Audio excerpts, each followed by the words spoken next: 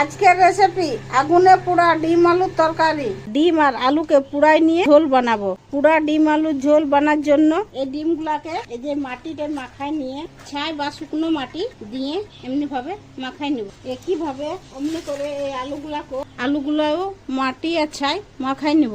এই যে চুলায় আগুন করে নিয়েছি, এই আগুনটার মধ্যে মাটি মাখা ডিমগুলা এই চুলাটায় পুড়াই নিব। এই যে পাল্টি করে করে ডিমগুলা পুড়াই নিচ্ছি। এগুলো হয়ে গেছে, তুলে নিচ্ছি। এগুলোকে এইভাবে পাল্টি করে করে পুড়াই নিব। এই যে ডিমগুলা হয়ে গেছে, তুলে নিচ্ছি। ডিমের মতো করে আলুগুলো পুড়াই নিব। এই যে আলুগুলো পুড়াই নিয়েছি। এই যে নাভাই আর একটা গামলায় জল নিয়ে মাটিতে ধুয়ে নিব। এইভাবে সবগুলাকে ধুয়ে পরিষ্কার করে নেব। এমনি ভাবে আলুগুলাকে ধুয়ে আর পরিষ্কার করে দেবো। এই যে আলুটাও খুব সুন্দর পুড়েছে। এই যে ডিমটাও সিদ্ধ হয়ে গেছে, যে লালচে লালচে হয়ে গেছে। পুড়ে নিয়ে এইভাবে সব ডিমগুলা ছাড়াই নিব। এরপর এই আলুগুলা কাটিয়ে নিব। এরপর কড়াই